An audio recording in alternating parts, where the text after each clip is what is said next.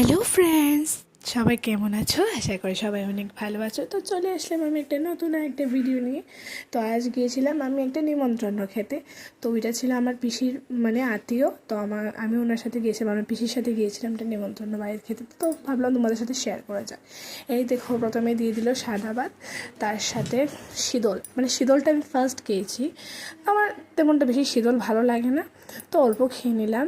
আর ডাল ছিল, মিক্সড ডাল ছিল, তারপর ছিল ভাজা, তারপর ছিল মুড়ি ঘন্ট, আর তারপর ছিল মাংস আর মাছ ছিল। আমি যেটা দেখে তো আমাদের এখানে মাংসর সাথে পাঁপড় খায়। তো তোমাদের অনেকে দেখছে যে চাটনির সাথে পাঁপড় খাও, কিন্তু না, আমাদের এখানে মাংসর সাথে পাঁপড় খায়। আর শেষ পাতে ছিল পায়েস। তো আমি অযথা ভাত নিয়ে নষ্ট করি না, যতটুকু আমার খাওয়ার খেয়ে নিই। আর এই দেখো, আমাকে কেমন লাগছে অবশ্যই কমেন্ট করে জানাবে।